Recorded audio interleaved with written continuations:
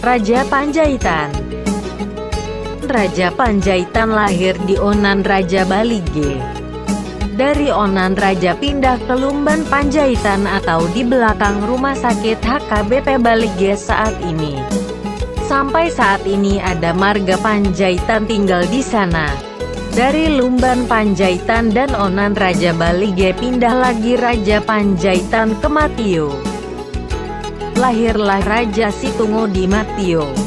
Di kemudian hari diberi gelar Raja Situngo karena keturunannya yang sangat banyak seperti tungo atau kutu dan menyebar ke berbagai tempat.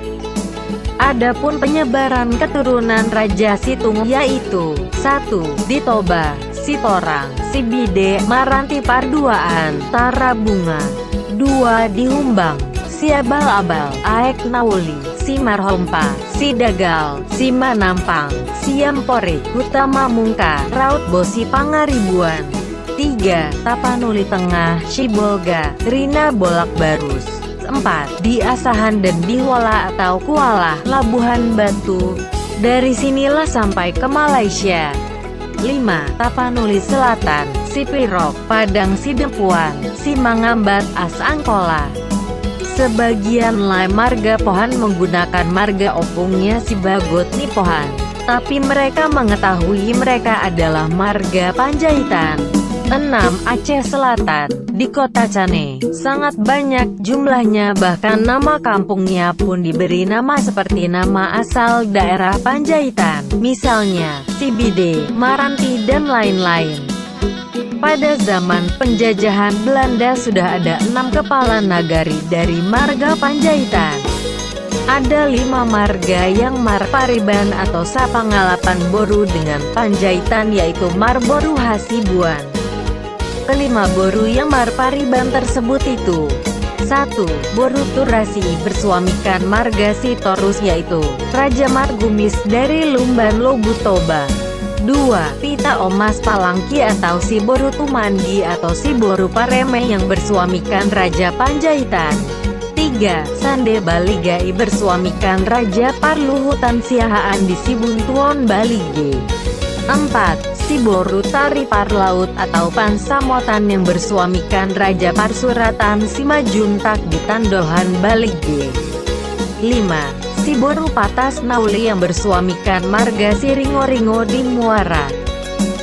Raja Panjaitan digelar orang Raja Pardamai karena sering memberikan perdamaian kepada yang berselisih. Semua perselisihan yang ditanganinya selalu berujung damai.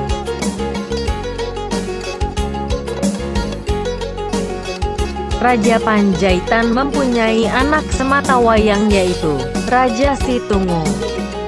Raja Situngo lahir di Matio Balige.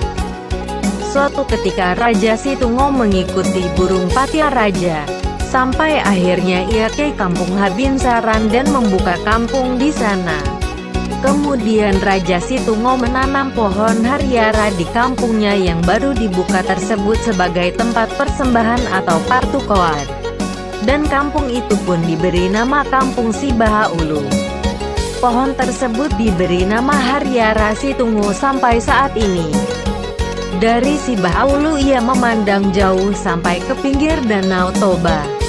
Ia melihat Sibahaulu sebagai tempat yang cocok buat dijadikan kampung buat keturunannya kelak. Karena terang atau torang penglihatannya kampung itu maka diberi namalah kampung yang baru itu Sitorang. Di kampungnya yang baru inilah lahir anak pertamanya Martibi Raja. Kemudian Martibi Raja membuka kampung di sekitar itu bernama Tano Igor. Anak kedua, Raja Dogor berkampung di Huta Ginjal. Anak ketiga, Raja Siponot berkampung di Huta Pinasa Sinaksak Sitorang. Dan anak keempat, Raja Sijanggut berkampung di Janggut Nihuting. Anak pertama, kedua dan ketiga dilahirkan dari satu ibu Boru Hasibuan. Sedangkan anak bungsunya Raja Sijanggut dilahirkan dari istri Raja Situngo yang lain Boru Hasibuan juga, dari Huta Janggut Nihuting. Sedari muda Raja Situngo sudah bisa mengobati orang sakit. Itu sebabnya Raja Situngul selalu pergi dari kampung ke kampung, dari rumah ke rumah, siang malam tak kenal waktu mengobati orang yang sakit karena penyakit atau karena diguna-guna pada saat itu. Perjalanannya sangat jauh sesuai dengan permintaan, karena kesaktiannya dalam mengobati membuat orang-orang memanggilnya Opu, walaupun usianya masih sangat muda. Raja Situngul paling sering mengobati ke kampung si Paetualagu Boti dan selalu di rumah si Partanonai Borengin, yaitu Raja Sibuaya. Dia beristirahat dan menginap. Persahabatan Raja Situngul dan Raja Sibuaya sangat akrab, sudah seperti kakak beradik. Raja Sibuaya juga seorang datu dan mereka saling membantu dalam hal pengobatan. Mereka berdua dikenal masyarakat seperti kakak beradik saking akrabnya. Supaya hubungan keakraban semakin baik kepada keturunan berikutnya, maka Raja Situngul dan Raja Sibuaya membuat perjanjian atau padan, bahwa mereka sudah menjadi saudara. Karena Panjaitan turunan dari si Bagot Nipohan dan Sibuaya turunan dari adiknya si Bagot Nipohan, yaitu si Paetua, maka Sibuaya menjadi Anggi Doli atau adik laki-laki dari Panjaitan. Sisada anak Sisada Boru marga Panjaitan Dohot marga Sibuaya. Panjaitan dan Sibuaya tidak boleh saling menikah, harus lebih sayang marga Panjaitan ke Boru Sibuaya daripada Boru Panjaitan. Dan sebaliknya, harus lebih sayang Sibuaya ke Boru Panjaitan daripada Boru Sibuaya. Karena persahabatan yang sangat erat, Raja Situngul pun diberi nama Raja Situngul Nai Borengin. Perjanjian dengan Raja Sibuaya tidak berlaku untuk marga Sibarani. Perjalanan dalam mengobati orang sampai ke Dairi Bagasan atau Dairi Sibagot di Narumonda di kampungnya marga Manulang dan Sinambela. Di sana Raja Situngul Nai Borengin sudah banyak menyembuhkan orang sakit karena penyakit dan karena guna-guna. Persahabatan antara Raja Situngul dan Manulang, Sinambela terjalin sangat baik. Cimanulang, Sinambela sering berkunjung ke Sitorang dari Dairi Bagasan dan hubungan mereka sudah seperti kakak beradik, sama halnya seperti Panjaitan dan Sibuaya. Kalau ada marga Panjaitan di Dairi Bagasan maka jadi marga Manulanglah dia, demikian pula sebaliknya. Akhirnya mereka pun membuat perjanjian atau padan. Sisada anak Sisada Boru marga Panjaitan, Dohot marga Manulang, Sinambela. Panjaitan dan Manulang, Sinambela tidak boleh saling menikah. Harus lebih sayang marga Panjaitan ke Boru Manulang, Sinambela daripada Boru Panjaitan. Dan sebaliknya, harus lebih sayang Manulang, Sinambela ke Boru Panjaitan daripada Boru Manulang, Sinambela.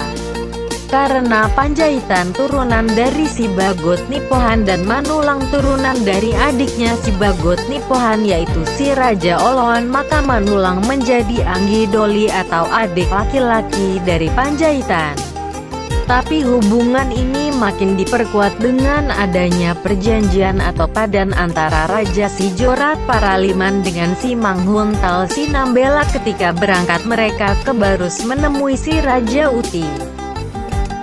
Raja Uti mengatakan, Raja si Singamanga raja berkuasa di wilayah timur di Hasundutan, Raja si Jorat Paraliman berkuasa di wilayah barat di Habinsaran Sitorang. Raja Situngul adalah seorang datu bolon atau dukun besar, orang pintar atau paranormal yang bisa meramal, bersuara bersih, bermuka kecil, mempunyai rambut yang panjang berjambul seperti sebagaimana layaknya datu orang Batak. Ada beberapa kesaktian Raja Situngul, yaitu bisa membuat dorma, obat pengasih, pekasih, jimat pemanis, jimat agar lawan jenis jatuh cinta, atau siapa saja dihadapi bisa lemah sikapnya dan tunduk. Dorma yang bisa dibuatnya antara lain, Dormasi Togu Losung, Dormasi Togu Narihir, Dormasi Matani Asu. Dormasi Sunggulina Modom, Dormasi Pahehena Hundul, Dormasi Hidahidana Mardalan. Dan ia juga bisa membuat jimat penangkis atau penangkal dorma. Ia juga bisa membuat pagar badan seperti pagar Siboru, pagar Dungdung Soal Alon, pagar penolak setan. Ia juga bisa memindahkan penyakit seseorang ke orang lain dan juga bisa membuat penawarnya. Segala hal yang berbau mistis bisa dilakukannya. Itu sebabnya ia disebut Datu Bolon. Berbagai macam cerita tentang kesaktian Raja Situngul, termasuk tentang ilmu kebalnya.